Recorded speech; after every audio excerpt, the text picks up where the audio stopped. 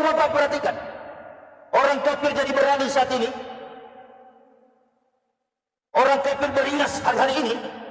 Bahkan mereka berani memproklamirkan mereka paling benar. Padahal kita yang mayoritas. Pertanyaannya sekarang, bagaimana masa depan Islam ke depan? Sementara ulama-ulama kita ini tiarap. Siapa yang suka kepada orang kafir, maka dia bagian dari kafir itu. Condong hatinya kepada orang kafir. Setelah saya meneliti dan memahami, ternyata agama yang harus dibela itu berarti Tuhannya lemah. Agama yang harus dibela mati-matian itu artinya Tuhannya sangat lemah. Kalau saya mengatakan bahwa agama yang harus dibela-bela mati-matian itu, yang harus dibela-bela, berarti Tuhannya lemah. Kalau saya mengatakan seperti itu, siapa yang bisa bantah coba? Apa coba yang dibela kalau Tuhannya nggak lemah? Ya kan? Kalau kita membela agama itu, membela kepercayaan itu berarti kita membela mati-matian. Membela seperti orang gila gitu. Beringas gitu, emosi, membela mati-matian. Itu artinya Tuhan kita itu sangat lemah. Tuhan kan maha kuasa. Kenapa harus dibela coba?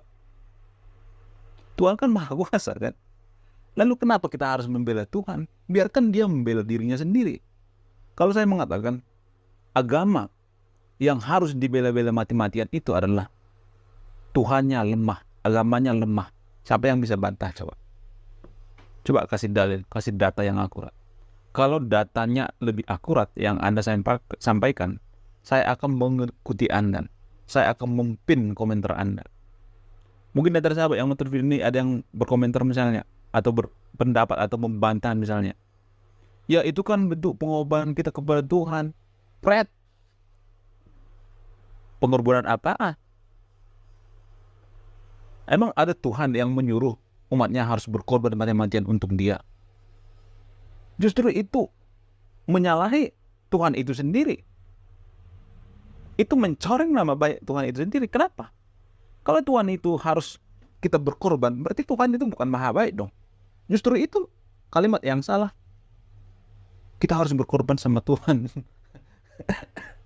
Tuhan yang mana menyuruh umatnya berkorban sampai perang-perangan gitu, sampai mati-matian, sampai seperti orang gila gitu, membela agamanya gitu mati-matian. Tuhan yang mana seperti itu? Nggak ada, itu nggak ada. Itu Tuhan yang kita ciptakan sendiri. Jadi selama ini kita sudah keliru ya masalah konsep ketuhanan itu sudah keliru ya. Tidak ada Tuhan yang menyuruh umatnya berkorban mati-matian. Nggak ada. Tuhan itu maha baik. Kalau ada Tuhan yang menyuruh seperti itu bukan Tuhan. Itu adalah Tuhan yang kita ciptakan sendiri. Tuhan itu maha baik, maha bijaksana, maha kuasa. Kalau dia punya kuasa yang gede banget, ngapain kita harus bantu-bantu dia? Hanya Tuhan yang lemah yang harus dibantu-bantu. Hanya orang yang lemah yang harus dibantu-bantu. Itu kan dasarnya. Itu kan logikanya kan. Mungkin antara sahabat yang nonton video ini nanti berpendapat, oh kamu memikirkan Tuhan itu berdasarkan logika. Nah terus berdasarkan apa? Masa kita berdasarkan dongeng gitu? Memikirkan Tuhan berdasarkan dongeng gitu, nggak masuk akal. Justru itu yang bikin kita keblinger. Itu yang bikin kita dalam beragama itu seperti orang kesurupan. Mohon maaf ya, saya agak keras ngomongnya, mohon maaf. Karena ketika orang tidak bisa dinasehati lagi, tidak bisa dikasih kata-kata lagi, harus disiram. Disiram dengan kata-kata seperti ini. Kalau saya melihat ya, jujur ya dari hati saya yang paling dalam, kita warga Konoha itu sudah tidak waras lagi dalam beragama. Apaan Tuhan harus dibela-bela? Diri kita loh yang harus dibela. Kita harus berlomba-lomba membela kebaikan. Harusnya seperti itu, bukan membela Tuhan. Apaan membela Tuhan? Diri kita yang kita bela. Berikan yang terbaik kepada orang lain. Jadi ini sangat penting ya. Saya sering mengamati ya warga Konoha dalam beragama itu ya.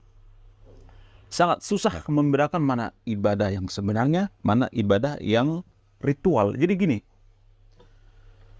kita itu berpikir bahwa ritual-ritual atau seremonial dalam beragama itu seperti melakukan gerakan-gerakan gitu. Katanya menyembah Tuhan. Itu adalah ibadah yang sebenarnya dalam pikiran mindset orang Konoha. Tapi kalau kita jeli lagi, kita perhatikan lagi, kita berpikir secara rasional, sebenarnya itu bukan ibadah yang sebenarnya, bukan. Itu hanya ritual-ritual. Jadi ibadah itu kan ada dua ya. Ada ibadah yang sebenarnya, esensi ibadah yang sebenarnya, dan ada yang ritual-ritual. Jadi yang kita lakukan sehari-hari itu biasanya yang ritual-ritual, gerakan-gerakan seperti ini, berharap masuk surga gitu. Padahal surga itu kan masih dipertanyakan, belum pasti kan. Melakukan gerakan-gerakan ini 10 kali, nanti masuk surga, itu kan ritual-ritual ya. Nah, yang jarang kita pelajari itu, yang jarang kita pahami itu adalah esensi daripada ibadah itu sendiri. Apa esensi daripada ibadah itu sendiri? Esensi daripada ibadah itu sendiri adalah dengan membuang sampah tidak sembarangan. Itu bagian daripada ibadah. Membuang sampah ke tong sampah itu bagian daripada ibadah. Itu jauh lebih penting daripada menggunakan ritual-ritual ibadah, gerakan-gerakan yang aneh-aneh itu. Berharap kita masuk surga hanya melakukan gerakan-gerakan. No. Kalian pikir Tuhan itu bodoh gitu? Tuhan itu maha bijaksana. Jadi menurut saya lebih bermanfaat ibadah membuang sampah pada tempatnya daripada hanya melakukan ritual-ritual yang aneh-aneh itu. Melakukan ritual-ritual seperti ini 20 kali nanti masuk surga. Apaan? Udah kayak penjudi aja kan, kayak gitu tuh. Udah kita berjudi sama Tuhan itu kayak gitu mah. Melakukan ritual gerakan-gerakan seperti ini masuk surga.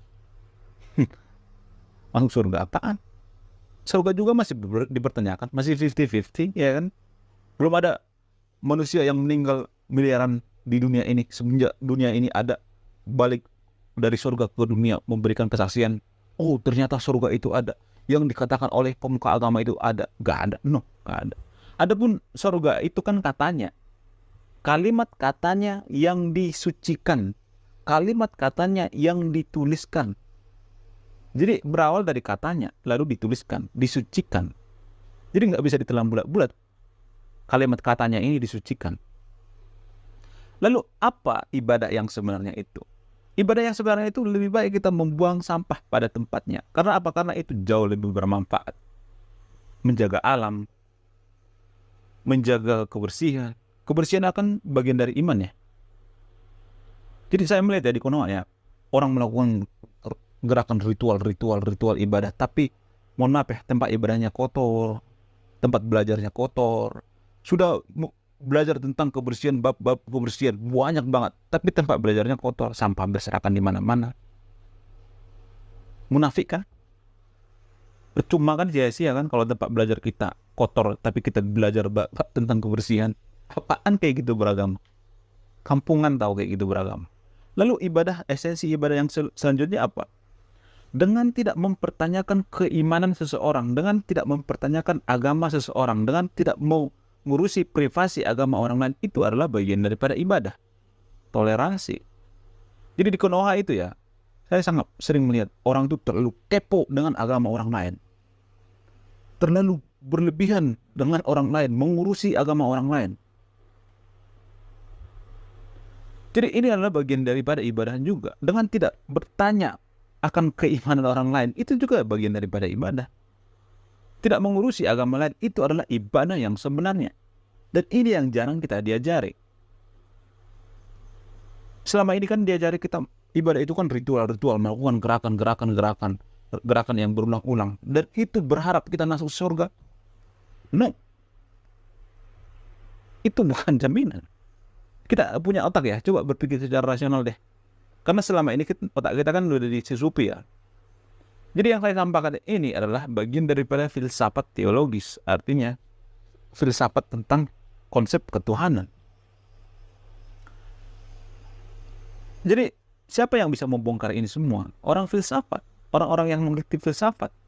Konsep ketuhanan itu di Konoha itu saya melihat sudah keblinger gitu. Kita bela mati-matian agama. Katanya itu membela Tuhan. Tuhan yang mana? Ya kan? Tuhan itu kan ada dua. Tuhan yang kita ciptakan sendiri atau Tuhan yang menciptakan manusia. Kalau saya perhatikan, Tuhan yang disembah oleh warga Konoha itu adalah Tuhan yang diciptakan sendiri. Gak ada Tuhan yang lemah. Ngapain kita mati-matian membela agama Iya, shalom teman-teman semua. Terima kasih sudah menonton video ini. Apa yang disampaikan oleh saudara kita tadi bahwa itu benar ya. Apa yang kita lihat dan kita saksikan khususnya di negara kita ini banyak orang yang membela Allahnya, membela agamanya dengan melakukan hal-hal yang tidak baik atau misalnya kekerasan ya, mempersekusi rumah ibadah orang lain, itu bentuk-bentuk pembelaan agama mereka, dan mereka berpikir dengan demikian mereka mendapatkan pahala dari Allah mereka. Dan apa yang dikatakan tadi oleh saudara kita itu bahwa kalau ada Allah yang dibela, itu artinya Allah ciptaannya sendiri. Nah, itu yang disampaikan bahwa kalau kita ibadah, kita harus mengenal esensi ibadah itu sebenarnya apa. Bukan bicara gerakan ini, gerakan itu. Tetapi soal ibadah itu, ya seperti yang dia sampaikan bahwa kita harus membuang sampah pada tempatnya. Karena kebersihan itu sudah bagian dari iman. Nah, teman-teman, saya setuju dengan argumen itu, dengan narasi-narasi yang seperti itu. Mari kita sadar ya, siapapun yang mendengar ini, mari kita sadar berpikir bahwa agama itu tidak perlu dibela dan Tuhan itu tidak perlu dibela, sehingga kita mati-matian melakukan bentuk-bentuk pembelaan yang bersifat kekerasan, yang merugikan orang lain, yang menyakiti hati orang lain, dengan cara yang tidak baik, dengan cara-cara yang melanggar hukum. Nah, teman-teman sih itu sudah jelas sebenarnya ya. Dan mari kita melihat apa yang sedang terjadi sekarang di negara kita. Baru semalam saya upload video di mana Ustadz Juma bersama dengan timnya teman-teman ya. Mereka mengambil kaos-kaos rohani yang disablon dengan gambar gambar merpati dan dituliskan ayat-ayat firman Tuhan di sana. Dan mereka membakar kaos rohani itu teman-teman ya. Kaos yang bertuliskan ayat firman Tuhan dan bergambarkan burung merpati. Nah, mereka sudah mulai panik, mereka sudah mulai ketakutan, mereka sudah mulai resah, mulai gelisah ketika mereka melihat ada banyak orang yang mulai mengikut Yesus Kristus. Itu sudah banyak teman-teman ya. Nah, jadi mereka sudah mulai panik sebenarnya. Jadi bentuk kepanikan mereka, mereka ekspresikan dengan melakukan hal-hal yang tidak terpuji. Nah, teman-teman, seharusnya kalau iman kita kuat, apapun ceritanya yang terjadi di sekeliling kita, terjadi di depan mata kita, kalau kuat iman kita itu kita nggak perlu gelisah, kita nggak perlu ragu, kita harus tetap berpegang kepada keyakinan kita. Tetapi ini mereka takut, teman-teman. Mereka khawatir, sehingga mereka melakukan hal-hal yang melanggar hukum, melakukan hal-hal kekerasan, bersifat kekerasan, untuk menjadi bentuk pembelaan terhadap Tuhan mereka dan agama mereka.